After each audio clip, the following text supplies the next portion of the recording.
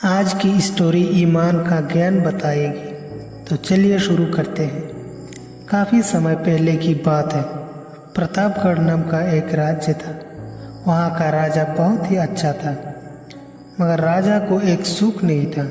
वो ये कि उसके कोई संतान नहीं थी और वो चाहता था कि अब वो राज्य के अंदर किसी योग्य बच्चे को गोद ले ताकि वो उसका उत्तराधिकारी बन सके और आगे की बागडोर को सुचारू रूप से चला सके।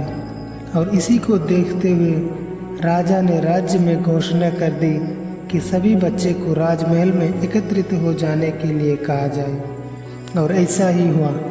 राजा ने सभी बच्चों को पौधे लगाने के लिए भिन्न भिन्न प्रकार के बीज दिए और कहा कि अब हम 6 महीने के बाद मिलेंगे और देखेंगे कि किसका पौधा सबसे अच्छा होता है। महीने बीत जाने के बाद भी एक बच्चा ऐसा था जिसके गमले में वो बीज अभी तक नहीं फूटा था, लेकिन वो रोज़ उसकी देखभाल करता था और रोज़ पौधों को पानी देता था। देखते ही देखते 3 महीने बीत गए। बच्चा परेशान हो गया।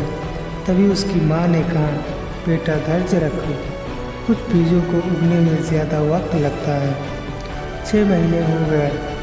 राजा के पास जाने का समय आ चुका था, लेकिन वह डरा हुआ था कि सभी बच्चे के गमले में तो पौधे होंगे और उसका गमला खाली होगा। लेकिन वो बच्चा ईमानदार था और सारे बच्चे राजमहल में आ चुके थे। कुछ बच्चे जोश से भरे हुए थे क्योंकि उनके अंदर राज्य का उत्तराधिकारी बनने का प्रबल लालसा थी। अब राजा ने आदेश दिया, सभी बच्चे अपने अपने गमले दिखाने लगे, मगर एक बच्चा सहमा हुआ था क्योंकि उसका गमला खाली था।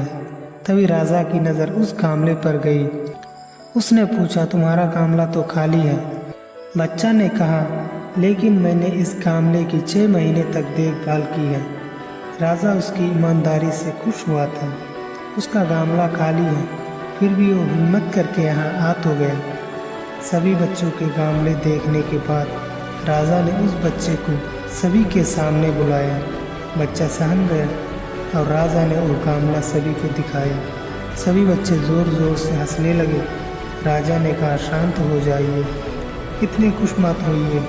अब सभी के पास जो पौधे हैं वो सब बंजर हैं। अब चाहे कितनी भी मेहनत कर ले, उनसे कुछ नहीं निकलेगा, लेकिन असली बीज एक है।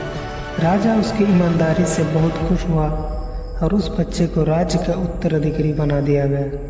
लेकिन हमें इस कहानी से क्या सीखने को मिलता है?